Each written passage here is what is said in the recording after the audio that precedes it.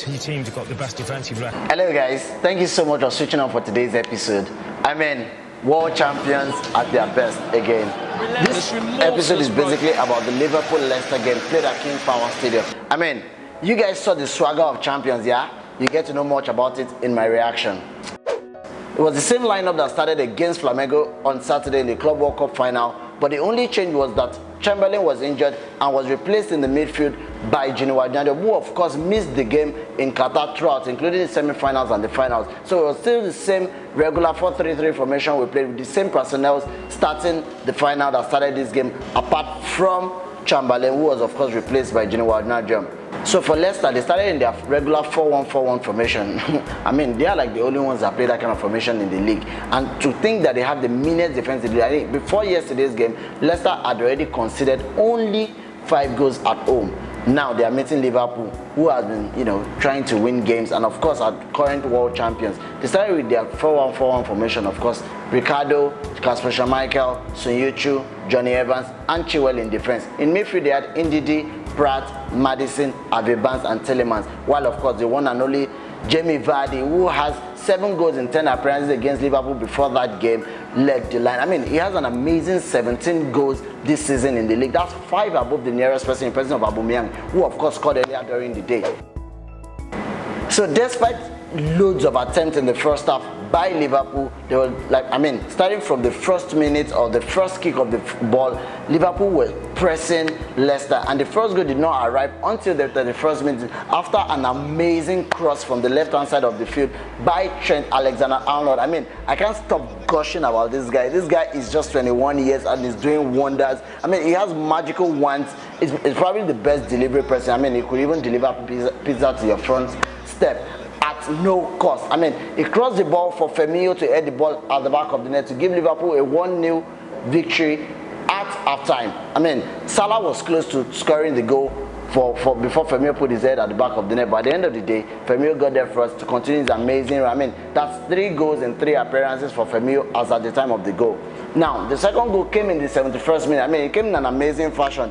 Salah had just been subbed up, Jasmina had just come in, and his first touch was a goal. How did that happen? It was from a corner. Again, Arnold crossed the ball, and Sunyuchu handled the ball. Some referee wouldn't have given that as a penalty, but of course the rule says your hand should be behind you, and his hand was not behind him. It was a penalty, and our ever reliable, our Ribena man, of course, slotted the ball past Kasper Schmeichel to give us a 2-0 victory, or a 2-0 lead rather, after 71 minutes. Couple of minutes later, in the 74th minute, the third goal of the game came. How did it come about? Of course, again, Trent crossed the ball, and who else is at the end of the line again? Firmino. I know I called for Firmino to be benched for a while, but I think after he was benched for the previous game and Origi came into play, he realized that he needed to step up, and he has indeed stepped up his performance so far. A goal against Monterrey in the semi-final, a goal against Flamengo to win us the Club World Cup, and now 2 goals against Leicester. That's man on fire at the moment. Firmino did put us 3 goals ahead in the 74th minute, and of course, who else will get the final goal? The golden boy. Trent got the final goal after an amazing pass from Sadio Mane on the 78th minute to crown up the night, it's not just a night, an extraordinarily amazing night for our golden boy to seal the 4-0 victory. You know what it means for us to win our second or the second person on the table? People were complaining of jet lagging and all of that, but no, we showed our spirit as champions, and not just European champions, so guys, don't forget, world champions. We showed our spirit as world champions to be 4 goals ahead. I said Leicester has not conceded more than 5 goals in their house, but they conceded 4 goals against Liverpool, who were supposedly traveled around the world for a competition that people did not think we would win. But of course we won, and we won 4-0. 4-0. No, this is 4-0. So 4-0. Trent, what is there to talk about? I gushed about him during the analysis for the goal. Trent is 21 years old, and he already has 33 Premier League assists and 139 Premier League appearances. For a 21-year-old boy who came into the team, as a right back, it's more of our engine of creating from room now. As Jamie Carragher said in one of his tweets, that Kevin De Bruyne is more of Trent than Trent is more of Kevin De Bruyne. I believe so. He has more assists than any other person in the league in 2019 with an amazing 20 assists in 2019 alone. I mean, that's ridiculous statistics for a 21-year-old boy. But who knows? His defensive game has improved since that game against Manchester United last season, and now we are not even talking about his defensive abilities anymore. We are talking about his attacking prowess. Trent, keep going, and to think he is the best thing to come out of Liverpool's academy since Steven Gerrard in 1998 is a good time to be alive. It's a generational talent. And that celebration that he did yesterday is showing that, you might be talking to Mbappe to come to Liverpool. Who knows? Vision 2020, Mbappe, yay! Salah, what is wrong with you? I know some of you are watching now saying that the Salah agenda again. I don't have an agenda against Salah. Salah, please put the team ahead of your personal glory. I understand that you have moments of brilliance. See, if you follow my tweet very well on my TL, you realize that I praise and I abuse Salah a lot. And one thing, he does the magical thing and I begin to praise him. Yeah, I will criticize every player that is criticizable. Yes, I will. Salah, you need to put the team ahead first. I understand. See, only Ronaldo and Messi has that license to do moment of brilliance because they've proven over time that they can do it. But Salah, I understand that you have scored over 80 goals for Liverpool, but you still need to put the team ahead of your team. Is it coincidental that he got subbed and scored 3 goals after he got subbed? Exactly. He was keeping our goals from flowing, but I know you guys will criticize me for this. Put your comment. I'll be expecting. I would love to read them, and of course I'll reply you guys. Cheers! When you play alongside the best defender in the world, you have everything to succeed. A mentor is playing by your side, and what else do you want? He's rubbing off on Gomez. Gomez is playing one of his best footballs since he got to Liverpool. And of course, you guys remember last season, beginning of last season, before he got that injury against Burnley, Gomez is a Rolls Royce in making. Van Dijk has rubbed off on him perfectly. This is our 3rd clean sheet in successive games. Yeah, apart the game against Monterrey. Yes. Is it coincidental that we are keeping clean sheets? Is it coincidental that Alisson is having more clean sheets now? It's not coincidental. It's because Gomez has been impeccable. He barely has a bad game now. If he plays in central defense, so Klopp, stop playing him at right back. He's not a right back, he's a central defender. And to think that I tweeted back in 2017 that he's going to be the ideal partner for VVD, and now we are seeing them blossom. I think it's going to be hard for Lovren or Martin to get back into this team at this rate. Gomez was impeccable last night. It was imperious. This is not the time for Henderson to get injured or any player to get injured. We lost Chamberlain in the last game and he's not going to be available until the new year.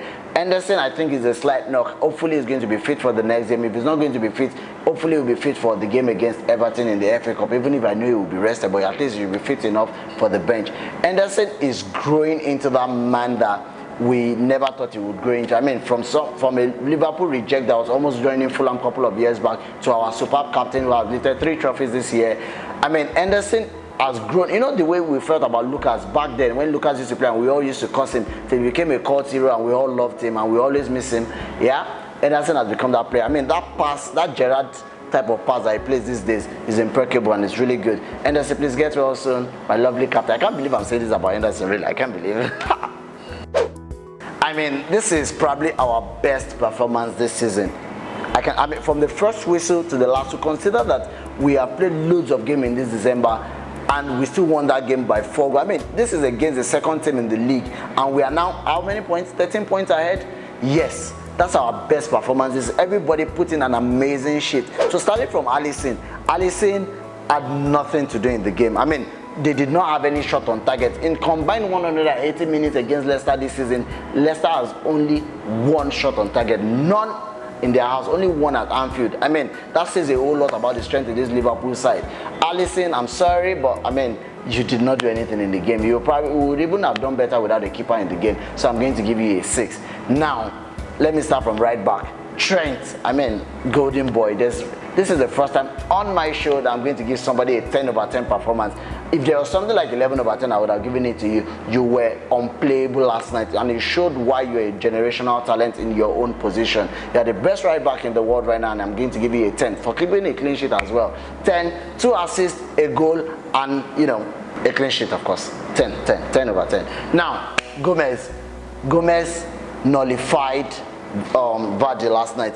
If you could look for Vardy at the end of the game, he was probably found in Gomez's pocket. It was imperious. Gomez, I'm going to give you an 8. More of this. I love you so much. I don't know, people don't see what you are doing, but I see it a lot and I really, really love you. I'm going to give you an 8.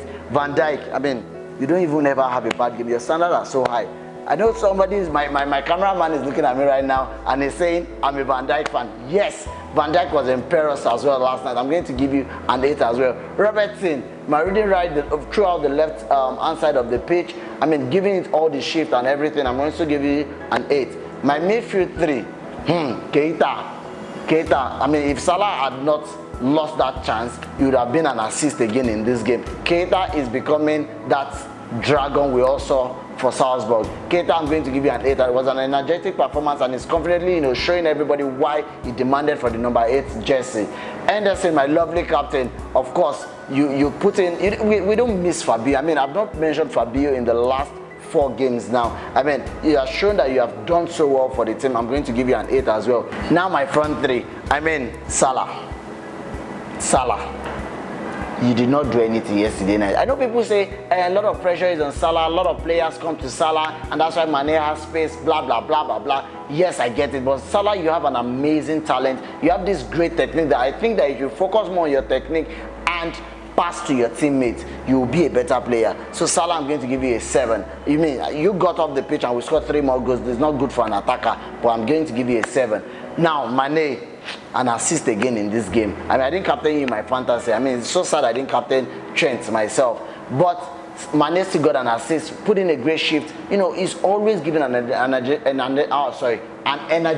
performance. Yes, that's the word. Energetic performance, and he still got an assist. I'm going to give you an 8. Firmino, 4 goals in 3 games now. Of course, man on fire. I'm going to give you a 9. It's a shame that Trent, took the spotlight off you, but of course, leave the stage for, who the stage belongs to. Trent, my man of the match, with an amazing 10/10 performance.